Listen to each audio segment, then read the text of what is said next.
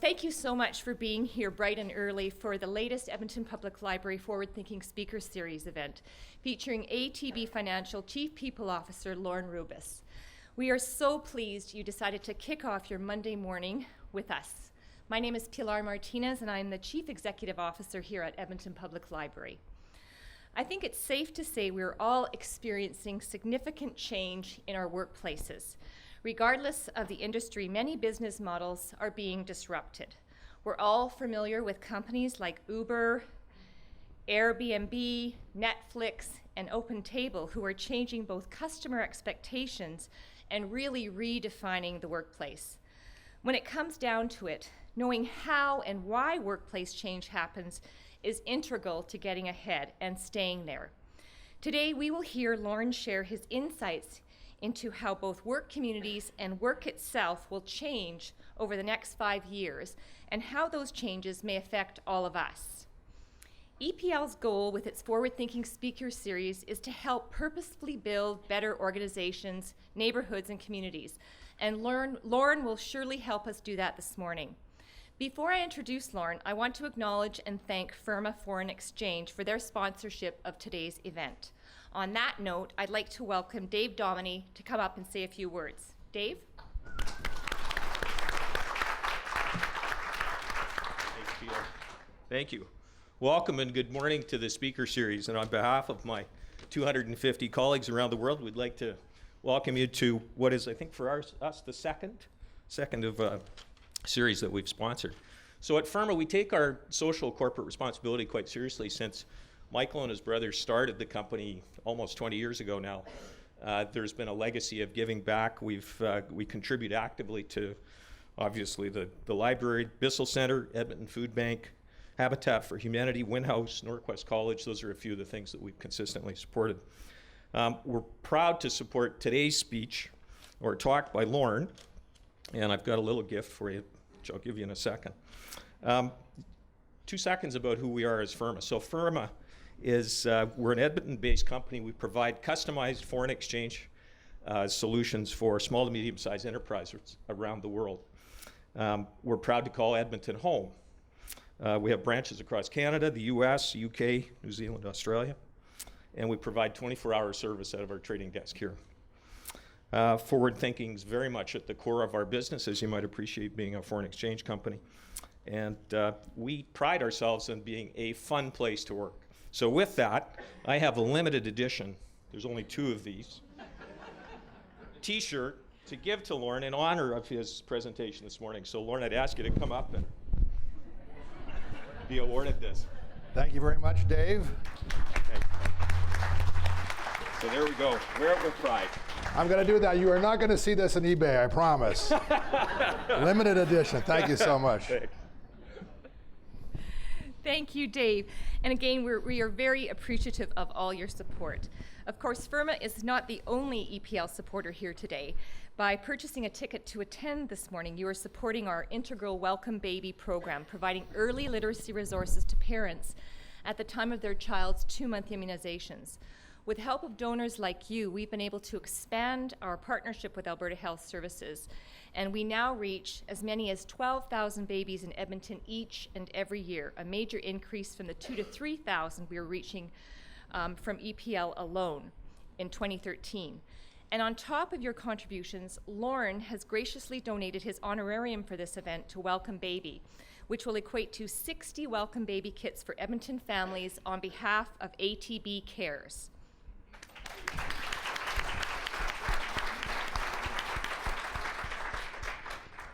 These kits include a board book, music CD, reading recommendations, and an invitation to get a free library card. Powerful early literacy information. It is truly the gift of a lifetime that gets children ready for school and opens up a world of possibilities. Thank you, Loren, ATB, and everyone for your support.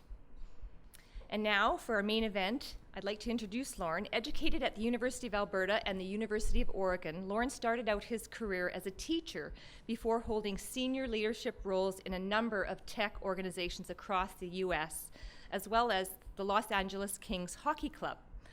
Prior to joining ATB Financial, Lorne was the president and CEO of RiseX, a privately held international technology company.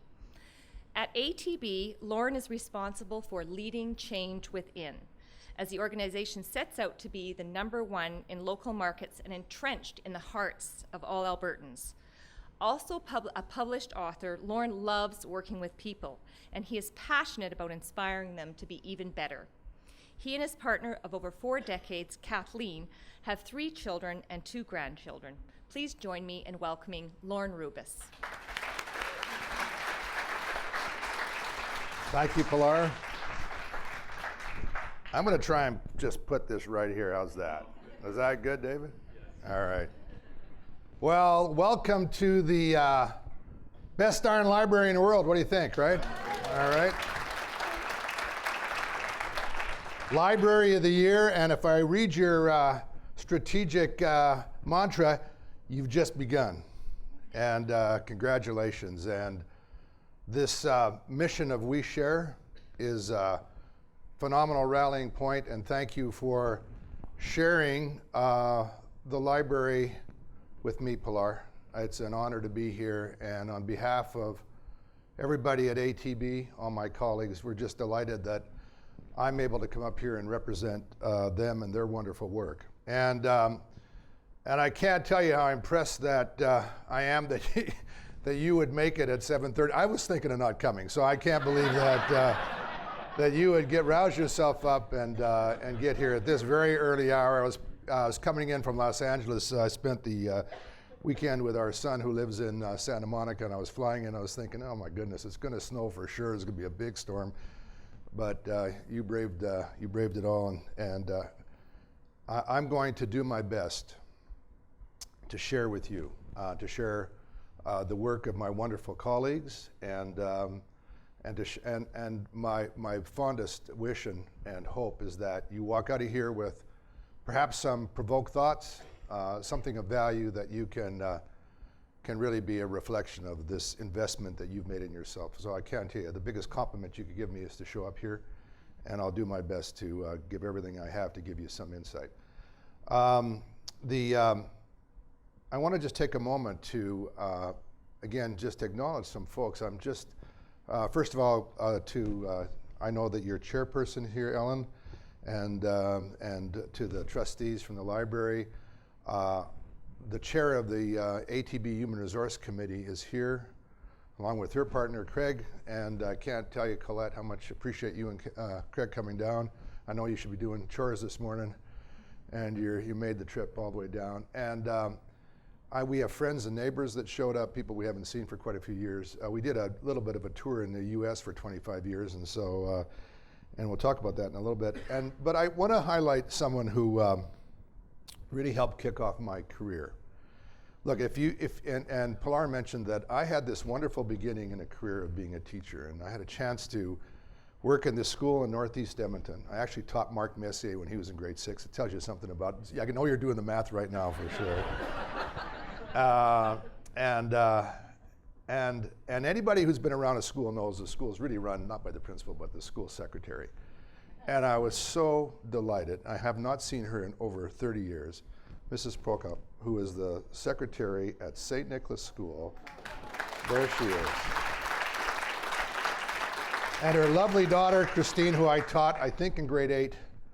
And my goodness, I'm so honored to have you all here. And maybe we can start to share that little bit of a journey around what we believe is the emerging workplace. And in a bit, after I set some context, I'm going to take you through a set of ideas that I believe are evaporating and emerging into other ideas. And these are not by any means all the emerging ideas. They're a basket of some that I think are the most impactful, the most, imminent in some ways. And I can say that because of the support of our board of directors, our chair of the Human Resource Committee, our CEO, Dave Mowat, we are somewhere along the path towards each of these emerging ideas. And I'll try to fill you in as I go along as to why. But first of all, I just want to take a minute and set a little context. And I'm going to talk, if you can, if it works for you, and I'll do my best to try and judge where you're at, for about an hour or so max, I promise. And then I'm going to get the hook from somebody here who's going to start flashing. Catherine's going to flash signs at me as I go through this. And then if you're interested, I'm happy to stay for any kind of Q&A. So let's go. So Pilar, thank you for this great introduction. And I'm going to shamelessly just mention that you can follow a blog that I do twice a week. I've been doing it for over 3 years. I'm fortunate to have thousands of people that are part of my community. And it's at lorenrubis.com, so please, if you're interested, the blogs are published Tuesday and every Friday. And I've been the privilege of being having this chief people officer role at ATB. And what is so phenomenal about being here over the last 3 years is to watch my teammates achieve these kind of numbers. So 3 years ago, we were at a engagement score of 68, and we are now at 84. I expect us to build on that number. That number is measured independently by an outside party. Literally tens of thousands of people take that independent survey. We benchmark against that. There's another survey around trust that's taken by 11 million people. Based on that survey, we're 13th in Canada. We'll be definitely in the top 5. I can't officially announce where we'll be on the first engagement survey numbers. There's an award that's going to be given out in Toronto next week, as a matter of fact. So I'm trying to do this, by the way, under one of our principles of being confident and humble. So like you, Pilar, we are just beginning. And the reason I want to set this context is that some of these emerging ideas are building on this success. So you'll see some of the other scores. And importantly, because customers vote with what they say about you, what we measure as a customer advocacy score or a JD Power score. But the more important way, of course, the customers vote is with their money. And our net income growth has been over 20% a year for the last 3 years. This year we're going to run into a little bit of headwind, as you might imagine. But we expect that it's a bump in the road, and we're carrying on. So the message here is that some of the stuff that we've been working on because of our philosophy set by our board and our CEO takes hold and reflects itself in the number of the numbers. And right now we have over 50,000 resumes that we get annually, and it's climbing. People want to come work for us, and we're delighted. So just to set a little bit of context, this is and I won't go into the details of this, but I wanted to lay this out for you so I had a bit of picture around how we think of our entire business. So we believe we have to have a story, and I'm going to reflect on it in a few minutes. And the story really is about what our real purpose is and what drives us, why we get up in the morning. And then we, in order to achieve that story, which we are now reestablishing as transforming banking, making banking work for people, and driving happiness through the experience of our customers, we believe that we have to make things smart, simple, and helpful, and that we use 10 principles or values along with improvement of all of our core business processes so that we can become the place to work, loved and respected by Albertans, and number one in every market that we're in, and achieve these extraordinary results. So that's the overall flow. I could spend at least an hour going through that in detail, but I want to mostly give you context.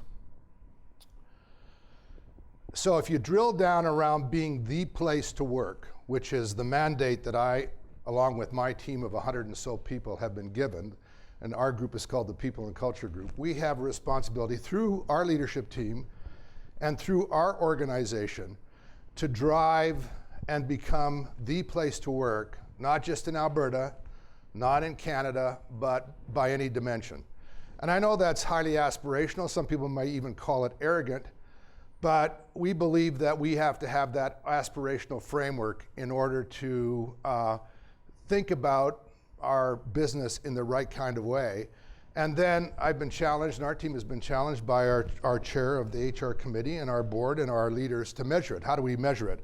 And so the primary measurements are by the engagement score, the place to work score, our team member retention numbers, our productivity per team member, and we have a leadership index. We have a number of index that when you get to these aspirational numbers that we have that we're well on our way to, you could argue that we would be certainly in the quartile, being one of the best places to work anywhere. One of the, by the way, independent measures is, and many of you probably have been on this particular website, is called Glassdoor. Almost every organization now literally is going to become a worldwide platform. You can go on and see an organization, your organization in Glassdoor. Glassdoor is like the TripAdvisor for organizations. And our score is 4.2, I believe, last time I looked. Dave's, each CEO gets measured on there. His approval rating is 97%.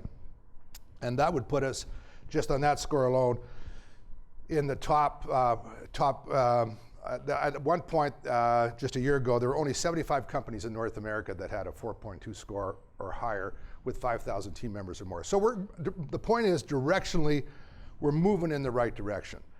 So in order to be the place to work, we want to concentrate on the people journey.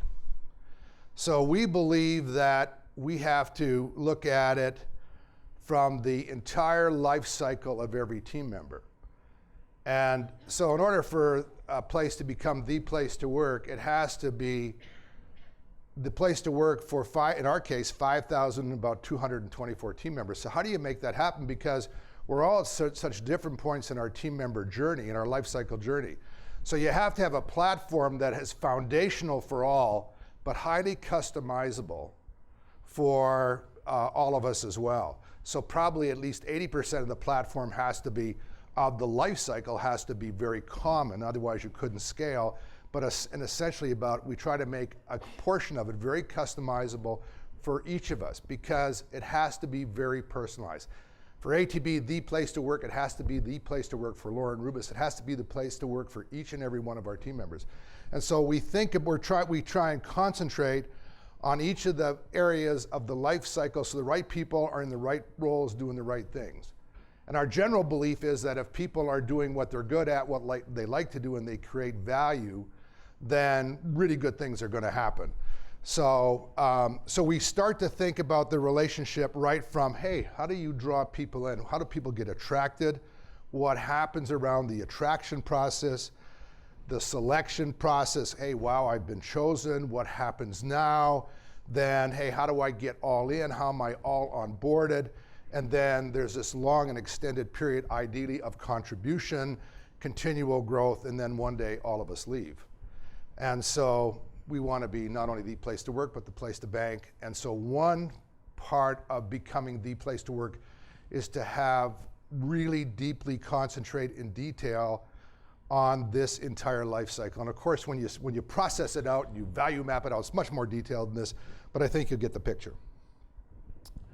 Now, this busy slide kind of is intended to represent a little bit of our secret sauce in some way, if there is such a thing, because on top of that life cycle journey, we think there are three ingredients that come together that build that work as a system, like almost that little extra ingredient as you're baking this great cake that you put in, that we think can propel us further towards the place to work journey. And one notion is outstanding leadership. And that is a very kind of broad statement. And so I'm going to show you in a minute how much we're trying to be very intentional about what it means and what outstanding leadership really means at ATB. Because everybody aspires to this, but how do you translate billions of dollars invested in leadership? And people question the value. Do we really know how to drive great leadership? But we have this belief that every single person at ATB deserves great leadership, and leaders have a responsibility to become great. Not perfect, and we need to be really clear what we mean when we talk about that. And then we believe that we have to concentrate on this on this notion of contribution. People want to contribute. They want to become masterful. They want to have a degree of autonomy. They want to have choice. They want to belong. They want to contribute. So we want to attract people who already have a propensity to want to think like that, to behave like that. And then we want to do everything we can to provide an environment for them to flourish.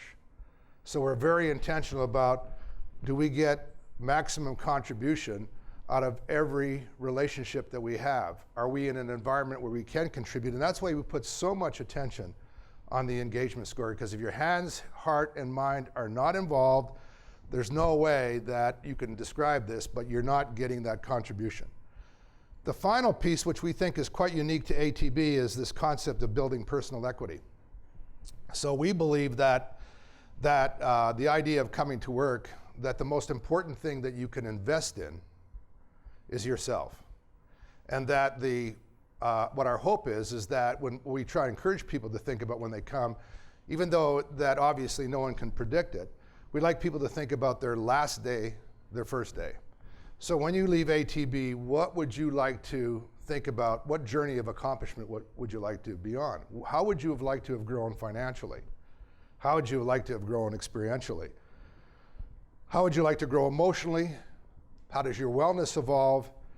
And frankly, we're very open talking about spiritual growth.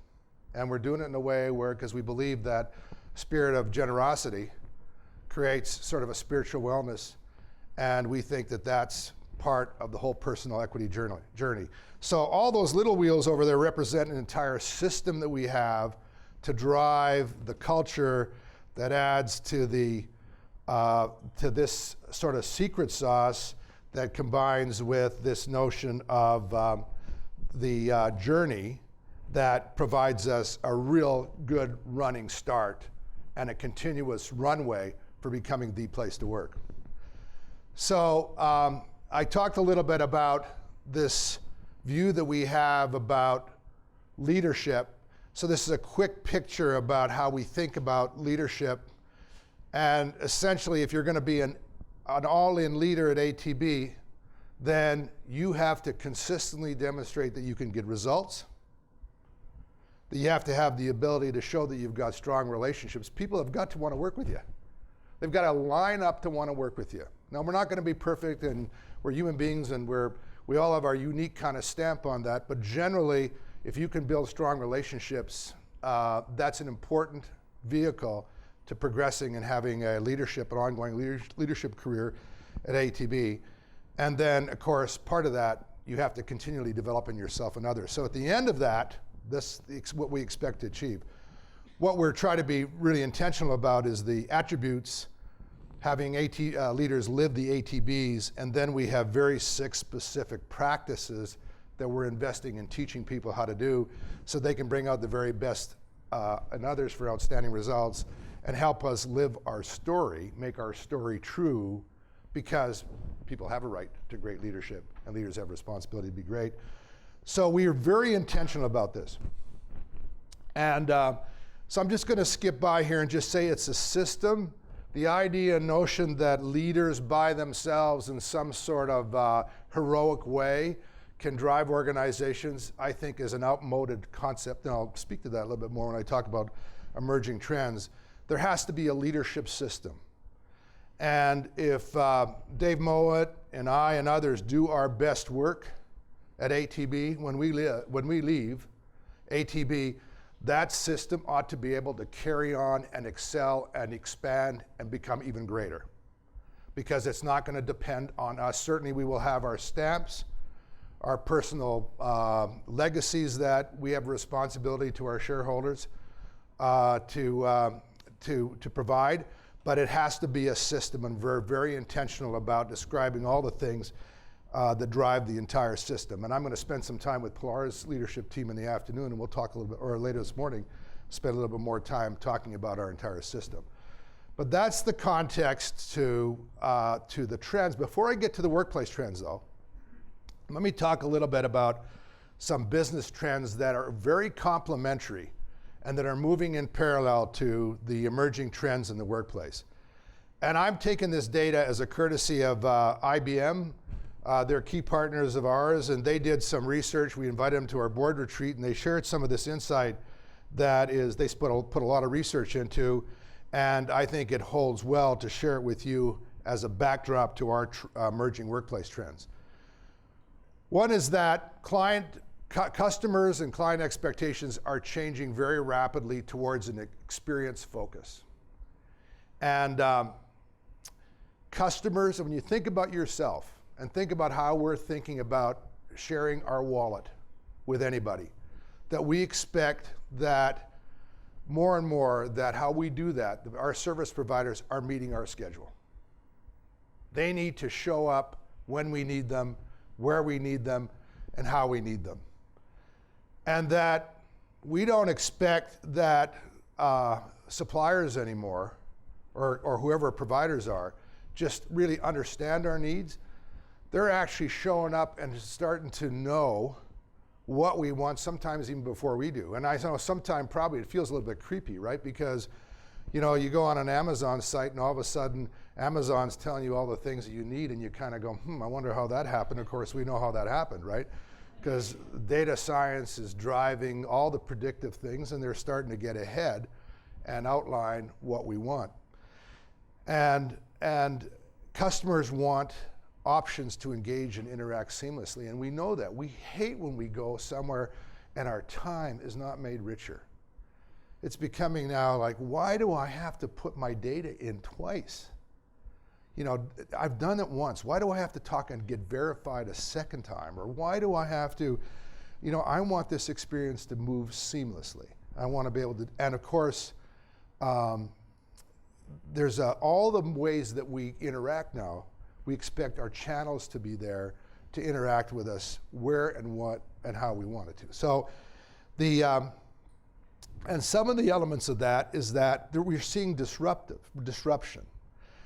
Financial services, I'll tell you, and one of the reasons that we're very intentional about where we're going and really taking a hard look is that we need to disrupt ourselves at ATB, because the financial institutions are going to be disrupted more in the next 5 years than they have in the last 100.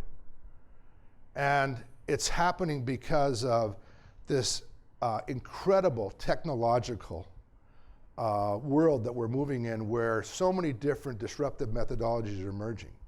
So, and we're seeing what's happening with this massive move and increase in e-commerce and retail, on-demand access and curated content, and mobility is everything. Can we imagine what we'll be doing without our smartphones? And of course, that's having an impact to all of us, including the library, where your digital strategy, Pilar, is so important to your future. And this is impacting you as much as it is a bank. And of course, we have examples of this. And this is not a political statement as to whether you like Uber or you don't. I happen to have been, people know this, I was in an accident in an Uber car, so I have got some additional feelings about it. But it's actually been a remarkable, you have to look at it in a disruptive service. Co-started by a Calgary guy, by the way, $40+ billion company, and literally the largest, quote, taxi service in the globe. And because they stood back and realized, you know, this is a data business and a full service opportunity, because people need rides, they don't need taxis. They need safe rides when and where they want it. And of course, they fundamentally have disrupted that entire business. And those of us that have used Airbnb,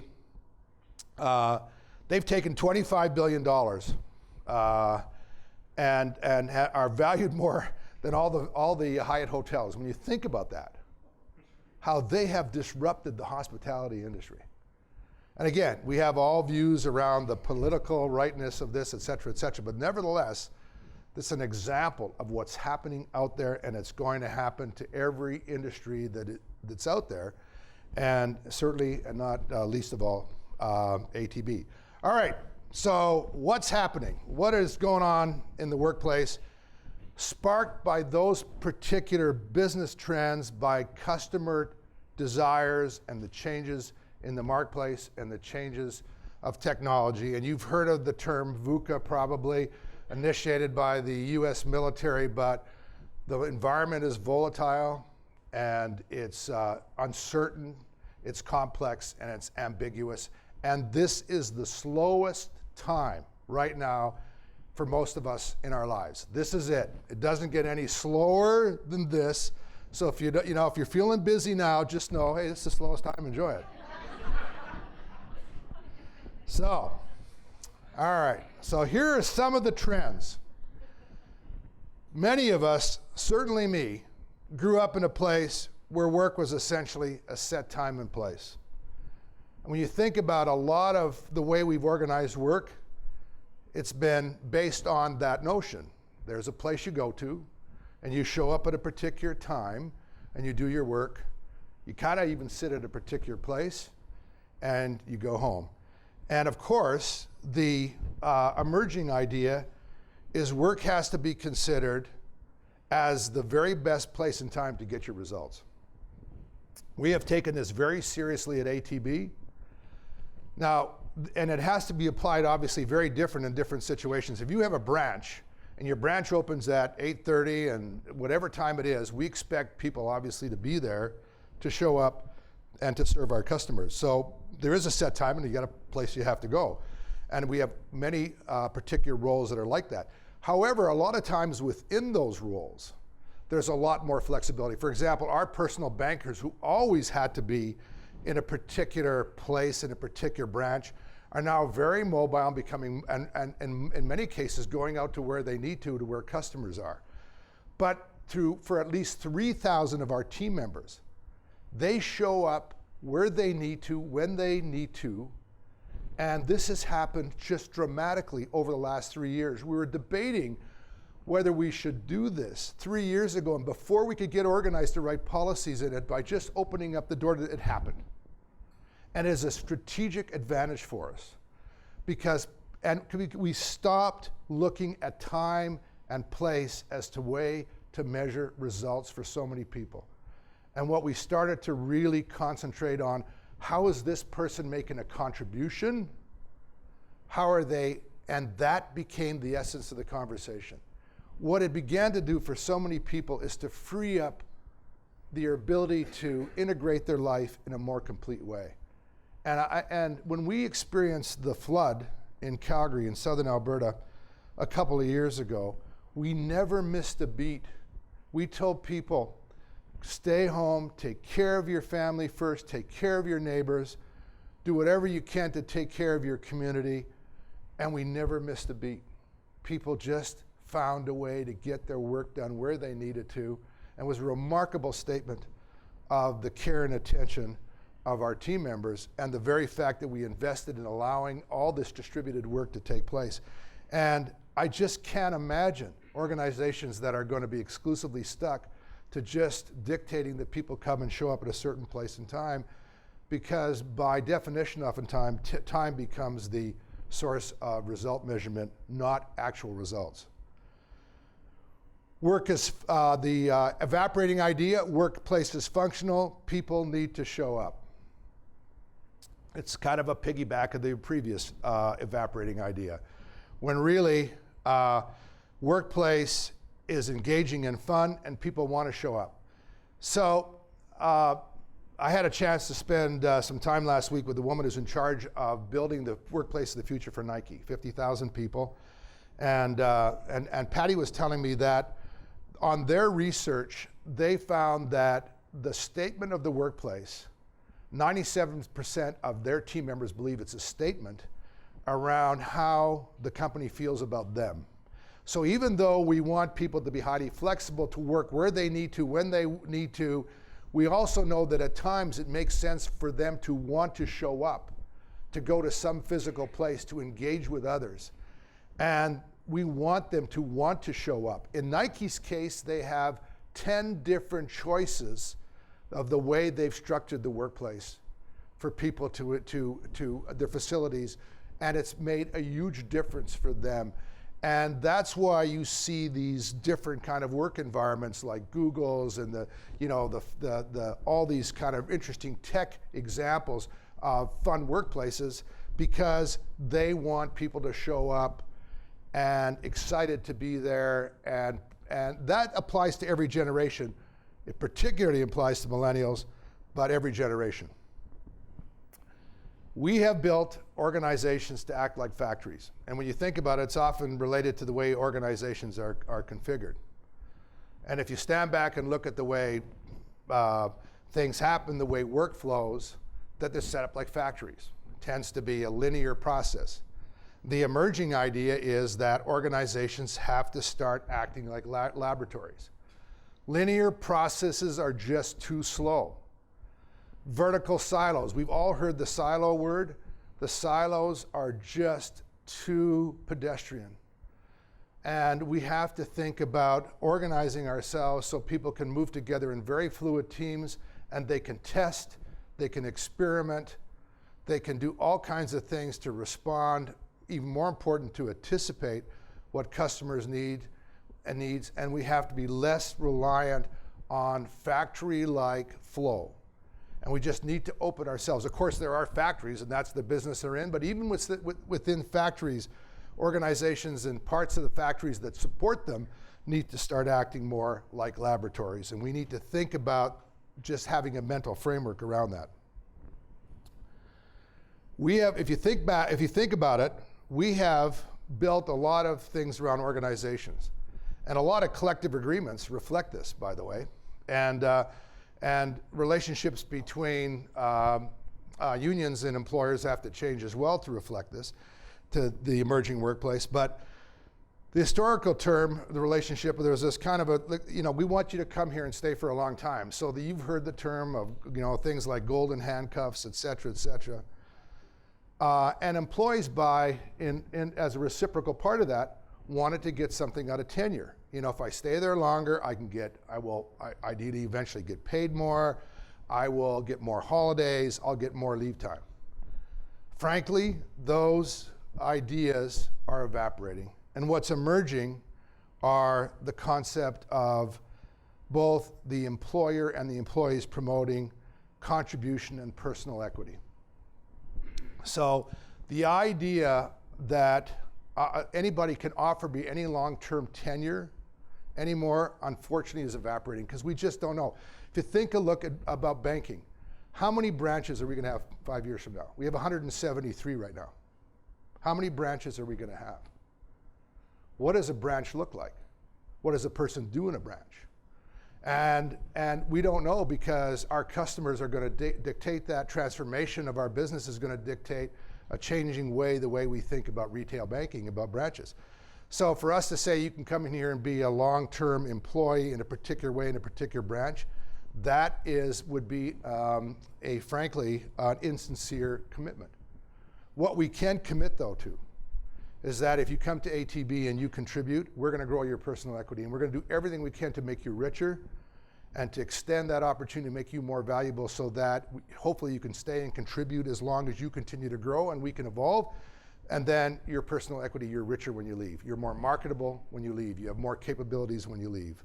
And ideally, leaving is on your terms, but sometime when we have to rapidly shift, it may not be. And we promise we're going to treat you with great respect and care. But we also know that you're going to be richer when you leave. But the idea of just thinking about tenure as some sort of historical, as you get on, you get locked in or you get more, is an evaporating idea. And that can feel particularly unfair to people, particularly if you've been around for 20 some years and all of a sudden you're entitled to 6 weeks vacation and someone comes in and says, like I'm going to, you know what, I think we're going to give discretionary time off and people take as much time off as they can. And there's a big gasp and they go, are you kidding me? I've worked all this time for 6 weeks and now that person who comes in here, you mean they can have 4 or 5 weeks holiday too? Yep. Really? And I'm going to explain why in a minute. So historically, information technology has been the responsibility of, they've been responsible. The IT group has been responsible for IT, for being digital, for maximizing technology. And of course, they will always have some advanced role in that regard. But we know this, that everyone has to be digitally literate and expected to maximize technology. So one of the things, for example, that we're thinking of bringing into our recruitment and selection process is you're going to have to prove you're digitally literate. And we may just even do something simple. Tell me the 10 apps that you have on your mobile device. How do you use them? Tell me the last time you used OpenTable, or do you use something else? Would you know how to use Uber? Why would you use it? Why wouldn't you use it? And I don't know if those are the right questions, but we just know that people have to be fully digital. And we don't expect everybody to code, but we expect that people can understand what gamification might do to a business. Or we want to know what mobility is going to do to a business. So you better be digital, and doesn't matter what generation you are, and you've got to know how to maximize technology. As a matter of fact, and I've said something a little bit controversial, if I had to take a choice, if I had to make a very difficult choice between an advanced technologist or advanced marketing, if I had only to choose one, I'd probably choose the advanced technologist. Because a lot of times, because a lot of times, even if you can pull out what customers want, they don't even know what they want until the technology arrives. Think about how people might have described, for example, an iPad or the first iPhone that came out. People hardly had that expectation, but when it came out, it became all of a sudden the idea. We know that babies look to just flip through a screen, right? We know that. We see them. Our 15-month-old granddaughter, she doesn't know another way. And we couldn't have hardly made that up for us customers. We would probably, most of us would have said, could we just flip it? But technologists bring that advanced thinking, and so we've got to be able to be very, very literate around how we can use technology to advance ourselves and our businesses. Diversity has been a popular idea, an important idea, the right framework, and it's gained a lot of traction over the last 25 years, thank goodness. And for all kinds of reasons, just the decency of compassionate human beings, the way we need to treat each other. And also, of course, it supports customer acquisition because we've known that you need to reflect the marketplace. But the more important emerging idea is about inclusion. It's about inclusion. It's about everybody. And that, of course, it reflects the market. And of course, it supports customer acquisition.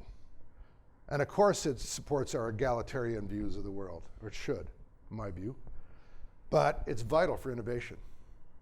The more and richness of the inclusive community you have, the wonderful angles that you'll bring. We use this, I was struck just as an example of just by having other cultures and other situations. We use this term that a South African tribe doesn't say hello to each other. When you run into a friend, you say, "I see you." And the friend returns and says, "I am here." Well, it would be very difficult just in our own context to get that viewpoint without the richness of having that other perspective. Or in Papua New Guinea, I think they use story as a verb, not as a noun. And when you have all this richness and inclusiveness in your organization, of course, you get these different angles, this different use of language, this interpretation, and it makes you much more creative and innovative. Right now on eBay, I think you can buy a cube from Enron. Remember Enron? And I think the cube you can buy for your desk says on it integrity, fairness. And I'm partly ashamed to say this, but I had a business in Edmonton for 10 years, and a good part of my business was going and doing work on vision, mission, values, and strategy. And that was important. That was important. And Pilar, you and your team have done a phenomenal job of this. That was important. And but for a lot of organizations, when you the executive would go on a retreat, you get the chart paper up there, a statement about, that looks like about a vision thing, right? And then, that could be our mission, those values. Well, how about, let's take the value cards and pull 3 or 4 that look good for us. And then maybe we'll build a strategy of it. And then let's make, a few mugs and put some fridge magnets out there and you're done, right? And we know that the intention's right, but the work done this is advancing. It's advancing, and we're learning from performance psychologists, we're learning from neuroscientists, we're learning from others around the importance of having a story with clear purpose and with people really living intentional values. And don't get me wrong, we can be as frivolous and as silly with this as we were with just somehow benignly laying out vision and mission and values. But the work behind this has to be rich, and it has to really capture the emotional sense of people in the organization. ID, in our case, 5,224 people. As a start in this direction, we spent over a year creating these 94 words. But these 94 words are meaningless to ATB and to you. By the way, thank you very much to those of you who are customers, and you're all our shareholders. I just want to remind you of that. Thank you for that. But they'd be meaningless to you if we didn't invest in every single phrase for people to understand and connect it. What does it mean to transform banking, to reimagine it? What does that mean? What do we mean when we say we make banking work for people? Because frankly, you know this, a lot of situations, banking has been made to work for banks, not people. And so we've gone through these 94 words, and we started March 4th last year of stopping the entire organization, going through the story, having a conversation about it. And then we've spent over 60 plus infusion sessions, all 5,000 people, going through the story in detail, what it means, and going through these 10 ATBs. Because we realized we were not intentional enough about what and how we wanted people to behave. We were doing a great job trying to attract people with the right DNA, but you cannot expect people with DNA to come in, have the right attitude and the right mindset to do the right stuff. They will not know. And a lot of times because they don't have the frame of reference. It's not because they aren't exceptionally smart. Because until you really tell the story and you put intentionality behind it, people are not sure what you're talking about. And I use this term sometime when you get people together and you say, you know, you've been in a grass hut. I want you to build a mansion. You've probably heard this. When you ask people who live in a grass hut all their life to build a mansion, they build this big darn grass hut, big grass mansion. And it may not be the right thing. So you have to go through and you go and you say, well, if we want to wow customers, what does it look like to wow a customer at ATB? How do you wow a customer being an internal customer, another colleague? And you have to go through, and are the 10 the right ones? I don't know. You know, we spent some time working on trying to pick these 10. They're very much reflective of, if you know Dave Moe, and if you did an autopsy of Dave Moe, I'm not thinking anything morbid here, but you would pull these 10 ATBs out of him. They live inside of him. And so we're still early in our journey, but we've gone through all these infusions and we're just beginning, and we have an entire momentum plan to have these things translate into the very essence of who we are, and we're trying to tell story about it, because story is what makes these things culturally live. I told this silly story about being fiercely accountable, and it's living in the company. Now, just one little example, a little trivial story. We were hiring a new CFO. 7:30 in the morning, we're walking down our pristine floor, the 21st floor. I'm walking with him, trying to decide whether we're going to give this guy an offer, and there it was on the floor, 21st floor, right there, right in front of me, a dirty Kleenex. And I'm thinking, ATB number 4, be personally and fiercely accountable. Not my Kleenex. And, so I, as brave a guy as I am, a lot of people are laughing because they know the story. I go in the bathroom, get a paper towel, grab the Kleenex, and throw it away. But I'm thinking, I can't show this guy who's going to be our CFO, potentially. I can't talk about being fiercely accountable and walk over the Kleenex. I can't do it, because the message is that things can be other things for other people to do. If it's not my fault, it's not my problem. And if it doesn't matter, when we see things, it has to be our problem. And that little story has lived on, and it takes on character. And we have big stories. We have big stories like thinking big and making it happen. And one story that's living on is when we used 2 combines in La Crete as collateral for a house purchase. And it was like thinking big or finding a way to get things done, and those stories live. So my point is the emerging idea is being deeply intentional and specific and committing to teaching people what you mean when you want them to accomplish things. And language like customer service and excellence is by and large useless. That might annoy some of you, but it's my view on it. I am committed to kill annual performance reviews. I haven't got there yet. I get an applause every time I say this. And because by and large, they're backward looking and useless. And because what most of us want is the emerging idea. We want in the moment, regular, fierce, meaningful conversations from people that care about us. That's what we want. All of us, I want it. And as long as I am in my career, nothing is better than Moet telling me right now, I saw you do this and I liked it, really helped, and here's the impact it had. What were you thinking about this? You might have thought about doing it this way. This is the impact it had. Thank you, Dave. I can do something about that. Thank you for caring enough about me. Thank you for coaching me and teaching me in the moment. But we've been there, right? You have this great conversation with someone. It's the annual review. They've gone through all that paperwork. And by the way, organizations like my own have caused a lot of this. Like one organization is obviously a big one, 2 million person hours a year spent on performance ratings. Really? 58% of the exec think that it doesn't really do much. But we keep doing it. And then we've all been there, right? It was a great year. You had a great year. You know what? I'm going to give you a 4. What? Yeah, 4. You know, I was thinking of giving you a 3, but what out of 5? Well, I don't give 5s, and you think about how ludicrous really it is. So we're looking towards the investment around what am I going to do with this team member? How do I move this team member forward? How do I help that person become even greater? Not what do I think of them so much. That's not very useful. It's how we move forward. And there's huge learning each in the moment. Don't get me wrong, in a historical, the trend has to be your friend.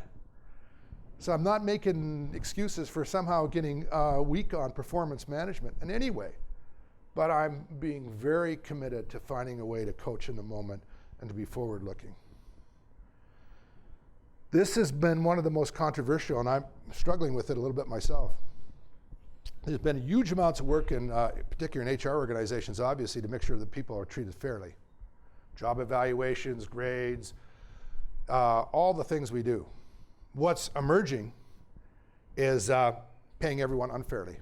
And it's presented that way to get you thinking more than anything else. But people are struggling to find a way for top performers and strategically vital roles to earn significantly more. And there's a lot of work being done on this where people are looking at all roles are important, some roles are critical, and some roles are extremely strategic. And when you're in those particular roles, that you actually do get paid to some extent, quote, unfairly. And even within those roles, there may be a performance difference that may require someone, because of a particular capability, a particular combination of attributes and capability, to allow that pay to happen. An example has emerged in the airline industry. Pilots obviously they're critical. You got to have a pilot. But the most strategic are people that manage fuel. And those, if I understand correctly, and I'm not, I haven't got this firsthand I've got this more through the research I've looked at, that there's a different pay advantage to people in those particular roles. They earn more because it's so strategically vital for the business model in that particular airline.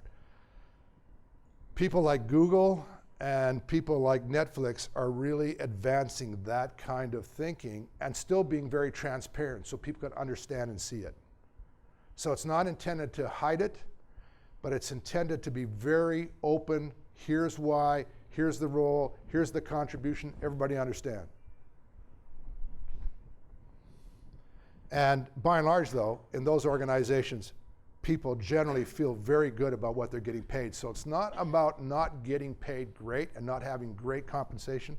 It's about recognizing that in some cases, there's very clear targeted strategic pay differentiation, and it's okay.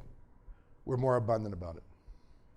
related to a previous concept, the clearly evaporating idea that seniority equals more entitled vacation and leave time. That is totally evaporating. And the emerging idea is that time off becomes totally discretionary and is based on personal results and energy management. So we're going to do this pilot at ATB.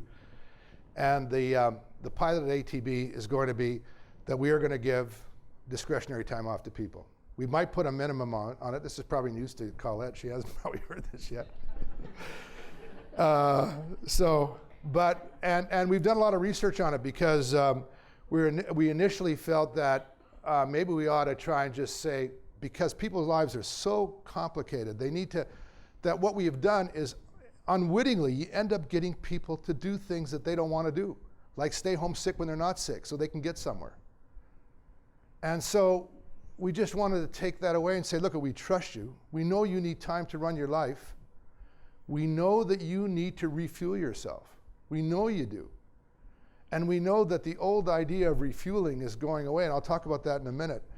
So, and we know you need to get results. So you figure out how much time you need. We think at minimum that should probably be about 3 weeks vacation time a year. You probably need at least that. So don't be, just trying to get into some unreasonable competitive thing with the person next door and don't take any, because that probably doesn't make any sense, because we know you're going to burn out. We don't want that. But we need you to go and figure it out yourself. And somewhere in here, we're going to figure it out. Now, we'll probably honor people that have already earned their 6 weeks and that kind of stuff. Somewhere, anybody here, because I know Tracy's got more than, how many of you got 8 weeks, I think, Tracy? So I tease her all the time. But we will never take that away. But we are moving to the idea of, if, my father was a farmer. What was his time off policy?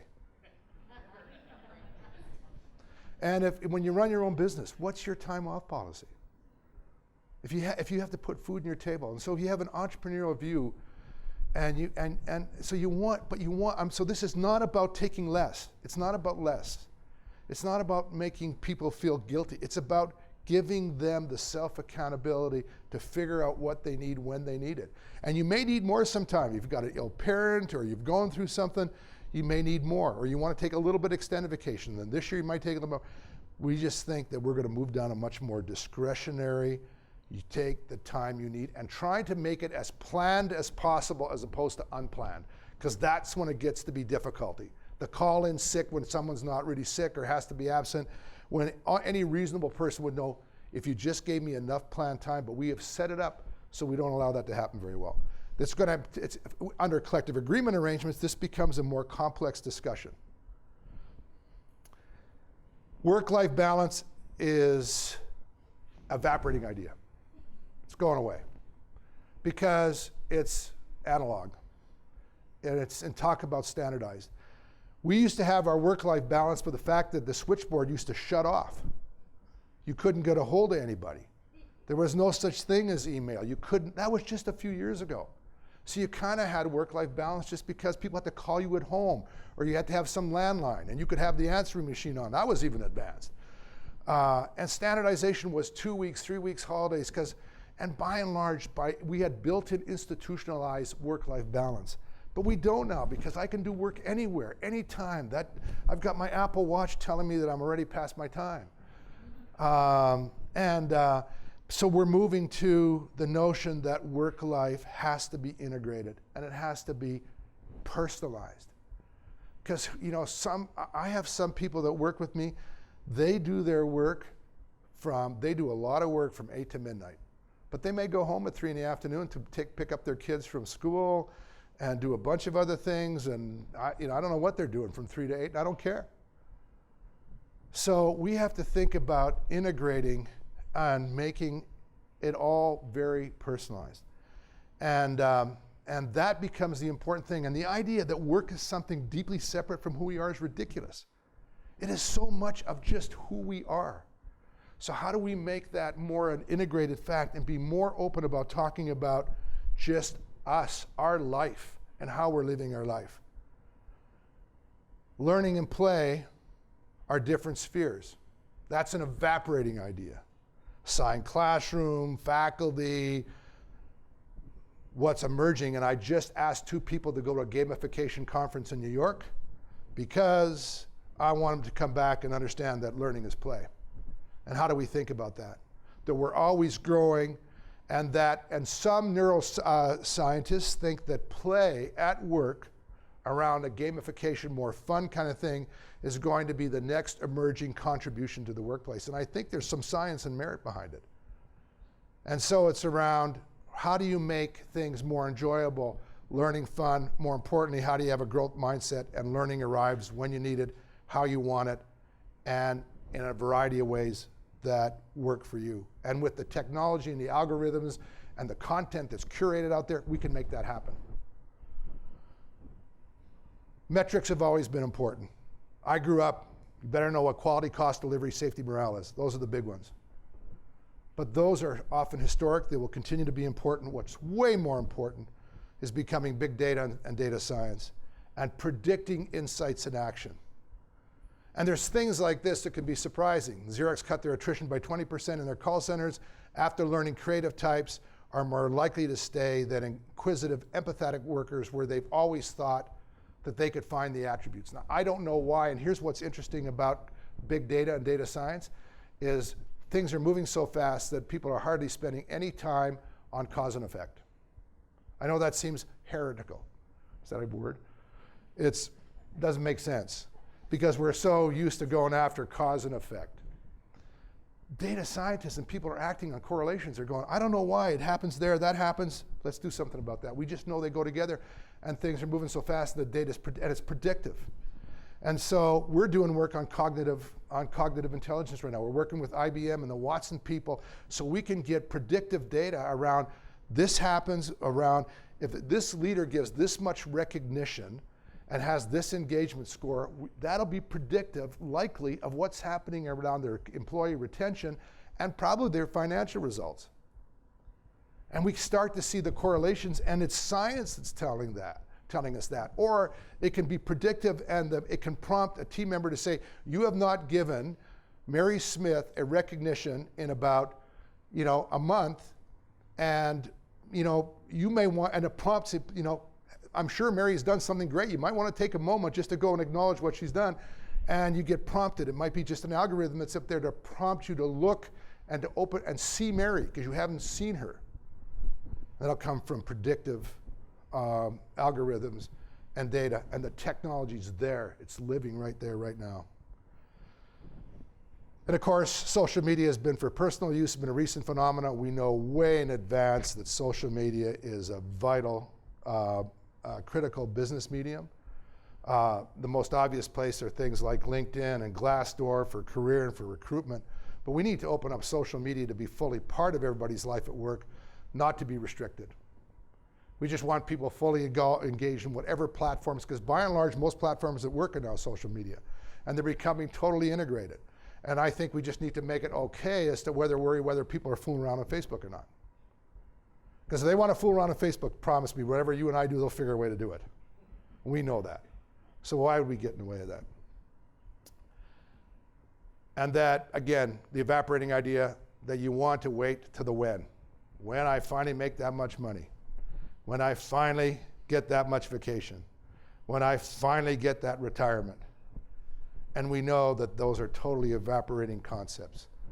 That it's trying to find a way in the work environment to fully integrate life and help people live the life they want now and have a sense of happiness now. And I'm not going to be crazy to know that there aren't some jobs and things that we do that are just crappy. There are. I hate my expense account. I've always hated it. It just has to be done. But by and large, and work that we shouldn't have people doing because it's very difficult to get any sense of enjoyment from. We have to change those jobs. We have to have machines do them. We know this. But generally, if we work at this way to make life work now, that we allow people to be more present, we know that their experience at work and their life is going to be richer.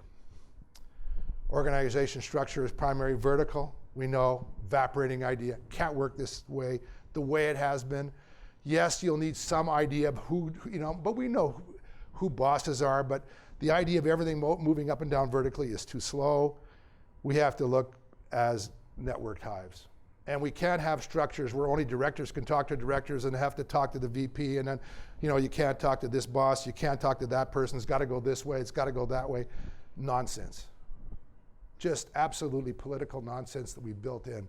We need to have people that are confident enough, humble enough, able to talk to who they need to talk to, when they need to organize in the way they need to, and we need to have organizational pay structures and structures that can collapse and contract and move like hives. And we're moving that way. In fact, I'd like to see, as much as I could, I'd like to see most titles come off business cards, because I think they're by and large useless. And people start title chasing and level chasing, and what we need are results. And we need to say that people, and make sure people are responsible for things. Don't get me wrong, I think people like Zappos have gone too far with their meritocracy idea, or whatever they call it. But I think by and large, the idea directionally is the idea of very fast-moving systems of right people working together at the right time. Leaders' roles are top-down in the boss. Yeah, leaders will have responsibility for moving budgets, people, and technology. Of course they do. But the more important thing is that great leaders find a way to really inspire people, that people want to follow them because they know where they're going, they know what they stand for, their lips and feet move at the same time. And some recent research that I saw, the one distinguishing factor of all leaders, the one scientific differentiator is affection. Leaders that have the ability to really care for others and want and have affection back and open themselves up to it, by and large, the underlying message is we love to work with people we like. And that doesn't mean that you can't be tough. As a matter of fact, it's important that you're tough because of your ability to have crucial conversations. Managing time is still an important skill. The more important one is managing energy. It's an even better skill. We're teaching our organization right now how to think through these quadrants. In a couple of years, everybody will understand this in this language in our organization. We've started with our Pinnacle leadership team. But by and large, you can be in the performance zone most of the time, if you can, if you're really contributing, and the environment allows you to. But if you're not careful, you can go in a survival zone. You can get impatient, irritable, angry, judgmental, anxious, And if you're really not careful, you'll end up in the burnout zone. We don't want anybody there because typically people, before they get there, they fight or they flee. But the only way to stay in the performance zone, we know this, performance psychologists, we're working with the psychologists of the Canadian Olympic team, we're working with the energy group, and people have been doing advanced work on this. You have to regularly get in the renewal zone. But the renewal zone used to be institutionally built for us. 9 to 5, no access to technology, time with our families. All those things, we almost found a way to do it. Our closeness to nature, some other things that we did more naturally historically, we now have got to build into the day. So all this stuff about Dan Harris's book, 10% Happier, all this stuff about meditation, all this work is coming out of thoughtful neuroscience and advanced research because people have to refuel all the time. And we have to allow that to happen in organizations. And we have to be very conscious and intentional because managing energy, particularly when this is the slowest time we've ever been in, is frankly way more vital than just knowing how to manage calendars and times. Change management, there's been a lot of work on change management.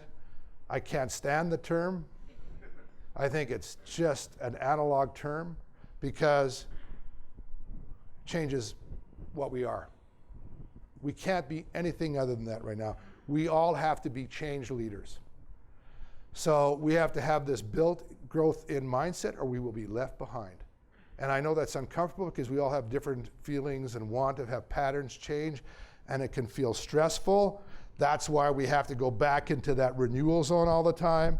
We have to allow ourselves to be mindful leaders. We have to practice mindfulness, and we have to build that into our institutions because this is just the way it is in this VUCA world that we live in. And it's going to just increase. We all know, we've heard this before, and you know, when people tell me it's a communication issue, I almost chuckle. What isn't a communication issue? Connections and collaboration relationship as a nice outcome. That was a historical thing. We like people to be good communicators. We've been teaching it for years. What's really changing to the emergent idea is that collaboration skills and deepening the relationships are imperative.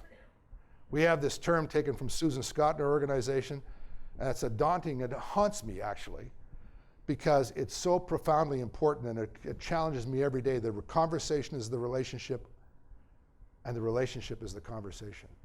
So how good am I at that every day with all the people that I love and care for at work, in my life, my family, my children, my partner, all my teammates?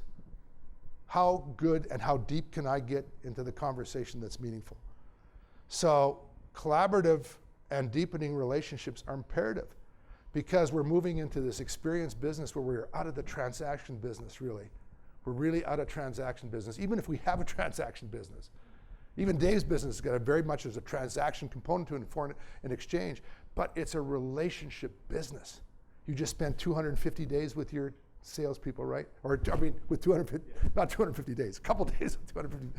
And it's a relationship business, and the best deep relationship. And so the idea of going from connection to empathy to action, that has to be a resident skill, and people need to know how to do it. And doesn't matter, there's no excuse around whether there's no, and language like, well, I'm an introvert or extrovert are useless thoughts. Of course we are. We're one of those, probably, or somewhere in between. Who cares? You've got to know how to develop a deepened relationship with people, and you have to have that skill. It doesn't mean we're all going to have to be comedians or, social juggernauts or anything, but you have to be able to consciously be able to have that deep conversation. And probably that's enough, because you can either find it very daunting. Some of it I hope it might irritate you when you think about it and go, I don't think the guy's full baloney up there. I'm sure glad he's not leading my people and culture organization. But I'm hoping that it kind of provokes some thinking, because, at the end, when you're doing the research, people are going, support me, help me become greater, help me evolve, connect me, help me connect, and I'll do my part to connect. Accelerate me, help me accelerate, and refuel me, help me refuel. And I don't know if those are exactly the four, but there's, the people, when you stand back, this integrated work and life, allowing people to flourish, to be celebrated and to recognize and to grow. What a tremendous contribution for those of us that are in leadership positions to advance that and to be part of a meaningful purpose. We owe that to ourselves and to the organization, be part of something that's deeply rich and meaningful, to get up and we share whatever our purpose is. And so I thought maybe it might be nice in the library here, since we're about stories. And that's what I love so much about what you do, is you promote and create what we're all trying to do, is to be story creators and storytellers, and to leave legacy. And Doris Lessing, who is, from what I understand, volatile and uncertain and probably complex and ambiguous herself, but the Nobel Prize-winning writer who said, this is what learning is. You suddenly understand something you've understood all your life in a very different way. We've all understood work, but hopefully I've given you a chance to look at it in a little bit of a different way. I'm so proud of you ATBers, and thank you for having me here. I really appreciate an opportunity to talk to you. Thank you very much.